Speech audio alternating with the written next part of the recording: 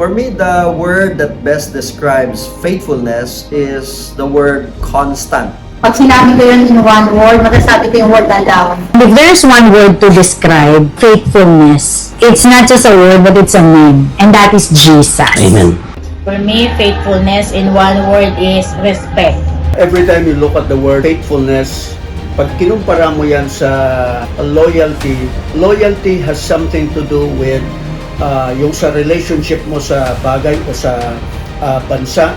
But when it comes to the word faithfulness, madalas yan ay ginagamit when it comes to relationship or when it comes to religion. So, we are speaking about faithfulness, then being mga mananampalataya, it has something to do with our relationship with God. And the very thing na pwedeng ipakita sa atin ng Panginoon ay walang iba kundi yung tinatawag na fidelity, na wherein it has something to do with trust and loyalty.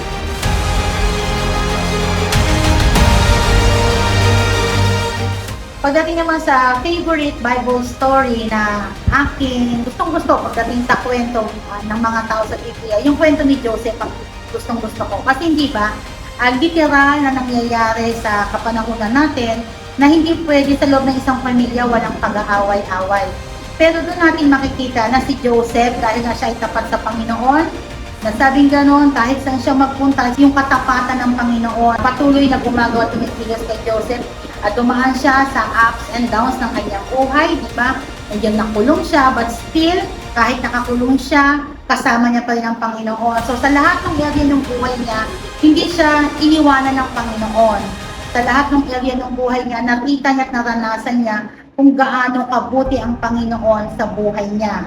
Na mawala man yung kanyang mga kapatid o nawala man sa kanyang piling yung kanyang ama, still hindi siya nawala ng tiwala sa Panginoon. Kung hindi, yung nangyari sa kanya ay naging kaganapan sa kanya, yung pa yung ginamit niya para papurihan ng Panginoon sa buhay niya.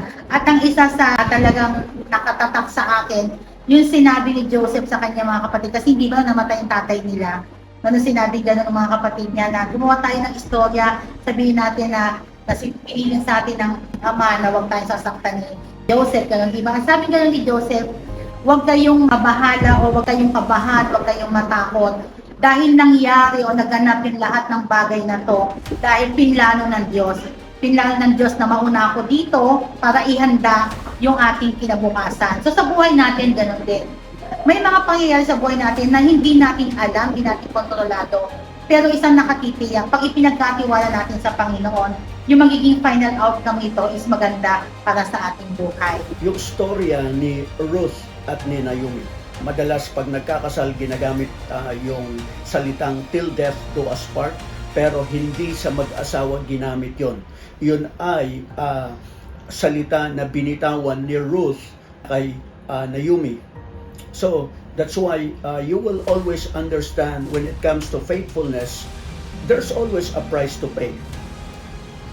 Binayaran, Ruth was willing to pay the price of staying or going with Naomi.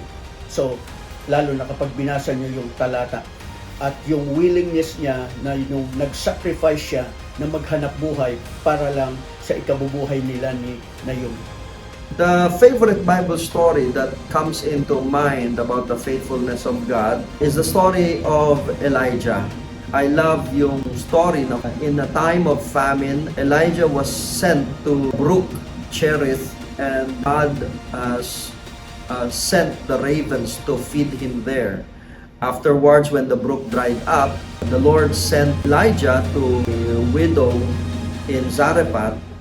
It will always speak to me that regardless of whatever situation or circumstance we are going through, God has already prepared not just a place, but He's already made available all the resources as well as the people that you'll need as long as you learn to trust in Him and allow Him to lead and guide you.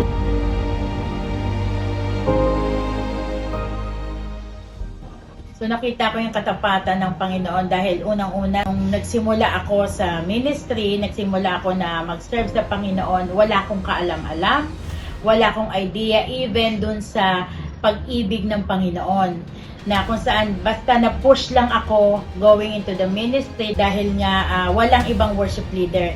Pero as I go along, kumbaga habang patuloy na naglilingkod sa Panginoon, nung nabasa ko yung John chapter 15 verse 16, sabi doon, we did not choose God, but God chose us. So, hindi ko pinili si Lord, bagkus pinili ako ng Panginoon.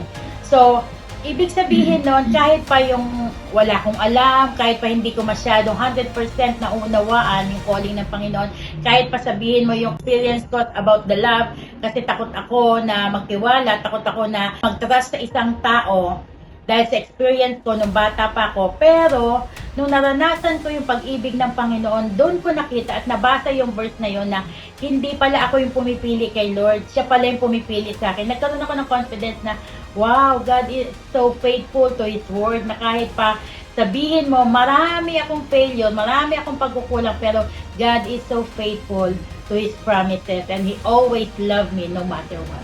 Yung Holy Spirit talagang nagko-commune sa akin, binago yung spirit ko, binago yung puso ko. Inwardly, nakikita ko yung manifestation ng paggalaw at pagkiro sa Panginoon.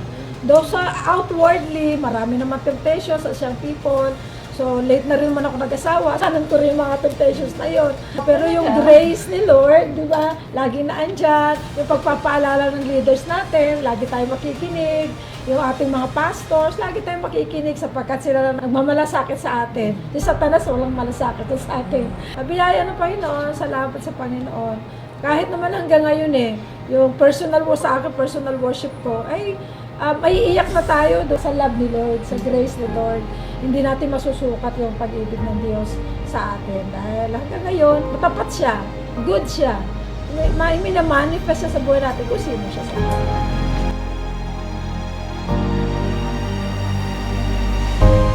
Para dun sa mga tao na nakakaranas ngayon ng struggle sa buhay, tandaan po natin, tapat ang Panginoon. Ang pagmamahal ng Panginoon hindi nagbabago noon, ngayon at magpakailanman. At ang isa po sa verse na aking ibibigay sa inyo, doon po sa mga nawawalan ng pag-asa, sa nag-struggle sa buhay, sa Lamentations chapter 3 verse 22 to 23. At sabi ganoon, the steadfast love of the Lord never ceases, His mercies never come to an end. They are new every morning. Great is your faithfulness. Yung pagmamahal, yung pag-ibig, yung awa ng Panginoon, hindi po yan mga kapatid na tatapos. Lagi nating itungtong yung ating pag-asa sa Panginoon. Lagi nating itungtong yung ating pananampalataya sa Panginoon dahil siya lamang yung nagbibigay ng katugunan sa lahat ng ating pangangailangan. As we grow in our relationship pagdating sa ating Heavenly Father, trust us to develop over time. And as we continue to read the Word of God, up night, and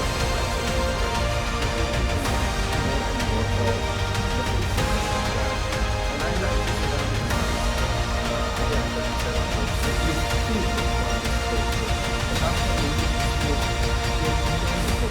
on His faithfulness.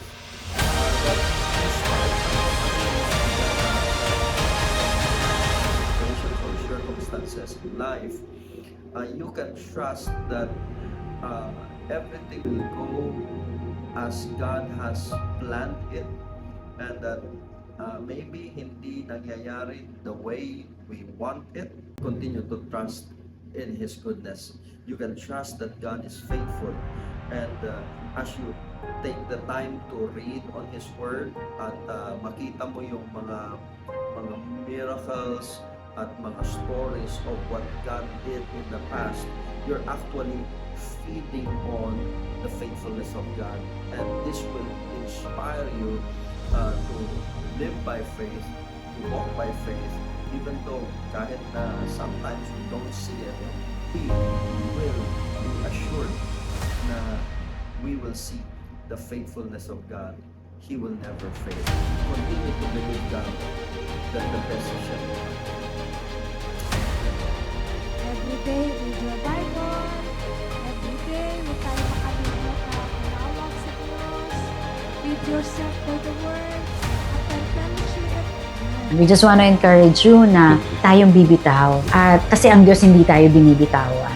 Kapit lang po sa Lord at sumunod po tayo lagi. Lagi, not my will but yours be done. And at the end of the road, at the end of the day, makikita natin, pag sumunod tayo sa sinasabi ni Lord, ginawa natin yung pinapagawa niya, we shall see everything just as the Lord has told us, has promised us. Sabi sa Joshua chapter 21 verse 45, not one of the Lord's good promises to Israel failed. All of them were fulfilled. Yes. The same thing with us. Ano man yung mga pinanghahawakan natin ng mga pangako ng Diyos, huwag nating bibitawan dahil ang Diyos na nangako sa atin ay Diyos na tapat. Ang Diyos na pinaglilingkuran natin ay Diyos na tapat, and He will never fail, will never fail us. So, God bless you all, and we're so happy that we get to celebrate God's goodness and God's faithfulness sa Faith Life Center Christian Church as we celebrate our 35th anniversary. Marami pang taon ang ibigay sa atin ng Lord. Patuloy tayong maglingkod sa Kanya at ipakilala pa natin siya sa marami. So, sa mga tao na nakakaranas na kung saan na parang feeling mo hindi ka love ng Panginoon, alam nyo, sa feeling mo lang yan. Pero, kumbaga, kahit pa sabihin mo, kung may mga tao na ginagamit ang Panginoon na still na in-encourage ka to go to church, go to cell group, o kaya nag-invite sa'yo na, halika, attend ka, ibig sabihin nun, ginagamit ng Panginoon yun para ikaw ay mapalapit sa Diyos. And kung dumating ka sa point na halos, kasi dumating din ako sa point na parang I want to give up na, talagang sabi ko parang gusto ko na matapos yung buhay ko dahil marami rin akong talagang mga takot, mga parang sa bawat problema ko, halimbawa napakalaki na problema ko, alam niyo po, kung minsan dumadating sa point sa isip ko, pinapasok ng kaaway na tapusin mo na yung buhay mo, ganito, pero still God is so faithful and God loves me so much.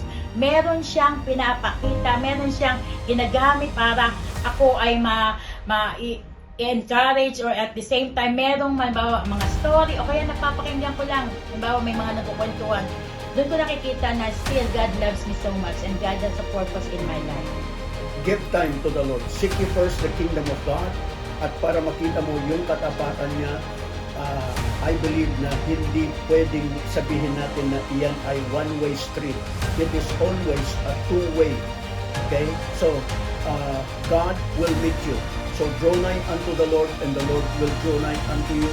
Diyan mo makikita yung katapatan ng Diyos na in spite na hindi tayo tapat, yung salita niya, kaya napakahalaga na alam mo kung anong sinasabi sa iyo ng Panginoon, alam mo kung anong pangungusap niya, dahil babantayan ng Diyos ang kanyang salita. Hindi niya hahayaan na ang salita niya ay bumalik sa kanya hanggat hindi natutupad kung ano ang layunin ng kanyang pagkasugo nito para sa iyong buhay. That's why I would say, never give up. Because the Lord is never and will never give up on you. Kaya, hold on to the Word, hold on to His promises. Dahil ang pinakamahalaga ay yung Word. Kung wala ang Word, ano ang tutulog sa buhay mo? At ano ang magtutulog kung walang tutulog?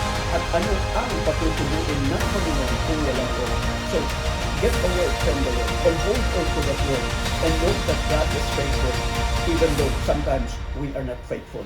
Salamat sabi ko, God is always faithful.